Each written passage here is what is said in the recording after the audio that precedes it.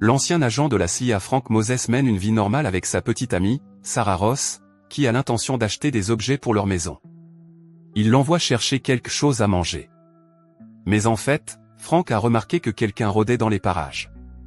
Il s'agit de l'ancien agent Marvin Box, qui est paranoïaque et pense qu'il est toujours recherché et qu'il doit partir.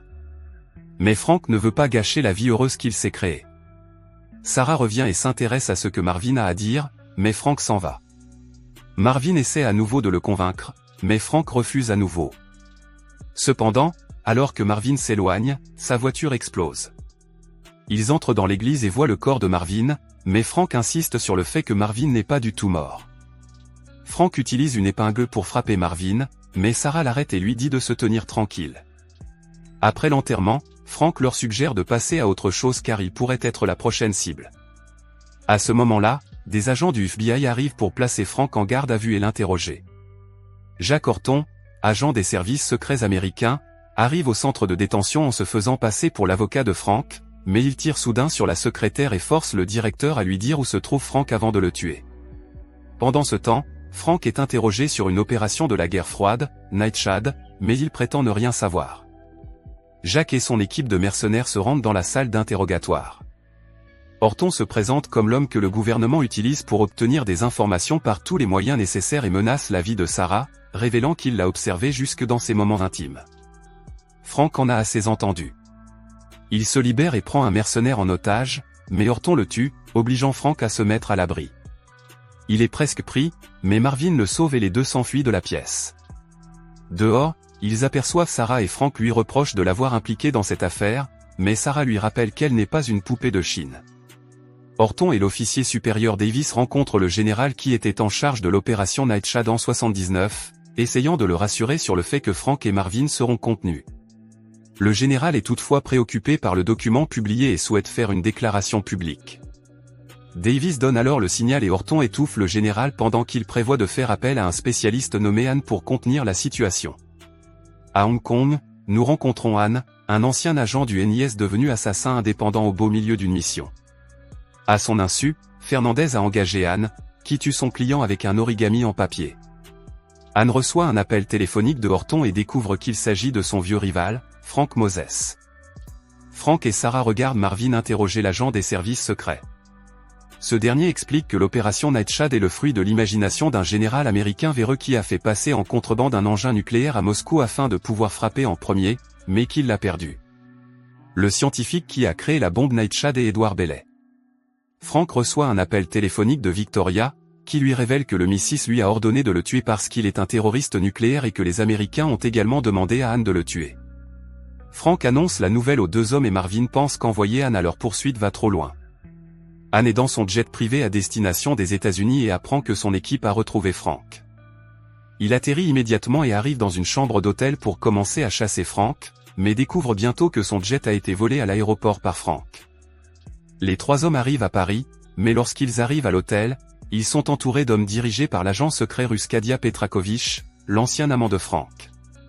Kadia les conduit dans une autre pièce où elle leur révèle qu'elle enquête également sur la fuite Nightshade et les menace de les livrer au gouvernement américain s'ils ne coopèrent pas avec les Russes qui enquêtent sur Nightshade. Pendant ce temps, Horton apprend de Davis que Frank chasse la grenouille. Kadia, Frank et Sarah sont assis à l'extérieur d'un restaurant où la grenouille est en train de dîner. À l'intérieur du restaurant, la grenouille rencontre des clients lorsque Frank et Sarah entrent. Sarah ne parvient pas à garder son calme et finit par entrer en contact visuel avec la grenouille, qui lui lance un couteau avant de tirer sur le restaurant. La grenouille s'échappe et vole un vélo avant que Frank ne puisse l'atteindre. Mais la grenouille refuse de parler car elle n'a pas confiance en ce qu'ils vont faire d'elle. Kadia décide de la torturer pour obtenir des informations, mais Sarah leur crie d'arrêter. Elle commence alors à tromper la grenouille et à la séduire, ce qui semble étonnamment fonctionner et elle lui remet la clé du coffre-fort. Ils se rendent à la banque où Kadia a été placée en garde à vue après que Marvin lui a remis une clé appartenant à une cellule terroriste. Ils fouillent le coffre-fort où ils trouvent un rapport du Missis sur Nightshade, qui révèle que la personne qui a posé la bombe a été emprisonnée. Le trio se rend en Angleterre et roule sur une route lorsque Victoria les intercepte avec un fusil de sniper. Au lieu de les tuer, Victoria les aide à simuler leur mort, ce qui devrait leur permettre de gagner 24 heures. Pendant ce temps, Horton réduit la grenouille en bouillie mais dit à Davis qu'il a dû prendre du poison ou quelque chose comme ça, en promettant de rester sur les traces de Frank. Victoria rejoint le groupe et tous deux arpentent la prison où sont détenus les faux criminels. Ils localisent la chambre du prisonnier de Nightshade, qui s'avère être le docteur Bailey, devenu hyperactif à cause des médicaments qu'on lui a administrés. Ils l'interrogent sur Nightshade, mais il est inutile dans son état. Alors que Frank s'échappe avec Bailey, Marvin emmène Frank et Bailey sur une base aérienne russe, où ils sont encerclés par des soldats. Les soldats sont sous le commandement d'Ivan Simov, un ancien général russe et un vieil ami de Frank. Frank emmène Bailey dans la planque de Marvin. Sarah interroge à nouveau Bailey sur Nightshade et, cette fois, il lui répond par l'affirmative. Après leur avoir fait faire le tour de la ville pendant des heures, Bailey les conduit finalement au Kremlin, leur révélant que c'est l'endroit où personne ne s'attendrait à aller.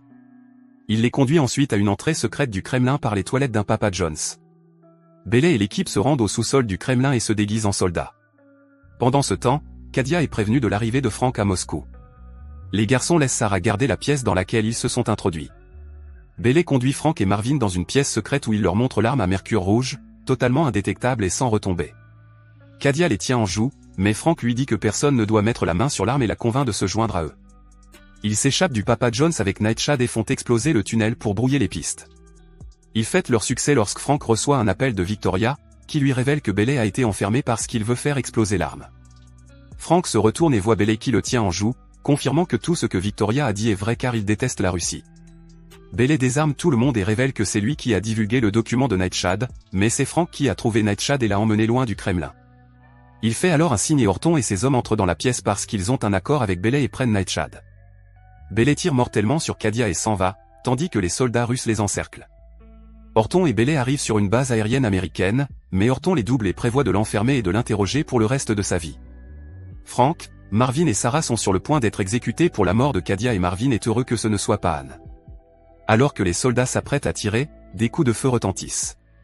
C'est Victoria, équipée d'un fusil de précision, qui élimine les soldats et libère le trio. Bailey est à bord de l'avion de l'armée américaine lorsqu'il extrait le gaz neurotoxique d'une partie cachée de sa chaussure et s'injecte l'antidote avant de libérer l'agent neurotoxique dans l'avion. Il tire accidentellement sur des soldats et tue Davis avant d'injecter à Horton un petit antidote pour le maintenir en vie. Frank apprend bientôt le massacre de l'avion et le fait que Bailey s'est réfugié à l'ambassade d'Iran à Londres et a l'intention de s'y rendre. Alors que les autres montent à bord de l'avion, Frank est attaqué par Anne et les deux se disputent, toujours à propos de leur passé. Frank résiste, mais arrête Anne et lui parle de la bombe. Il jette l'arme sur Anne pour prouver sa sincérité et Anne est tentée de se venger à ce moment-là, mais il s'arrête et décide de rejoindre Frank, en promettant de le tuer plus tard. Frank et Anne entrent dans l'avion, ce qui rend tout le monde nerveux, mais Anne se contente de prendre quelque chose à manger. Ils commencent à planifier le raid sur l'ambassade iranienne et décident de confier la mission à Sarah. Ils sont dans un restaurant lorsqu'ils voient l'ambassadeur iranien entrer et le plan est mis en place. Sarah et l'ambassadeur atteignent l'ambassade et elle remet un paquet à Marvin. Marvin actionne un dispositif qui fait exploser toutes les toilettes de la salle de bain. L'ambassade appelle les plombiers, mais Victoria intercepte l'appel, ce qui permet à Frank et Anne d'entrer déguisés en plombiers. Bailey a terminé la vente de l'arme lorsqu'il tue soudainement les hommes à l'intérieur de la pièce avec un couteau. À l'intérieur se trouve également un Horton ligoté, et Bailey met son plan à exécution en activant la bombe.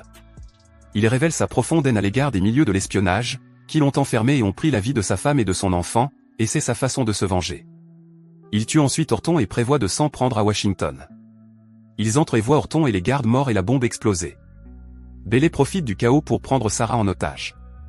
Marvin tente de désamorcer la bombe alors qu'elle vole. Les Iraniens au sol ouvrent le feu et touchent l'hélicoptère. Frank tente de prendre le contrôle, mais l'hélicoptère s'écrase. Bailey ramène Sarah à l'avion de Anne. Frank et Marvin se remettent de l'accident alors qu'il ne reste que 16 minutes au chronomètre. Frank s'empare de la bombe, vole une voiture à proximité et rejoint l'avion. Là, il affronte Bailey, qui pointe une arme sur Sarah. Bailey le force à lâcher son arme. Il envoie Sarah à Frank et les force à quitter l'avion avec la bombe. Anne et Victoria arrivent et voient Bailey décoller dans son avion. Pendant ce temps, Bailey met l'avion en pilote automatique lorsqu'il entend un bruit. Dans le cockpit, il est choqué de voir la bombe faire tic-tac et dit à Frank, « Bien joué », avant qu'elle n'explose.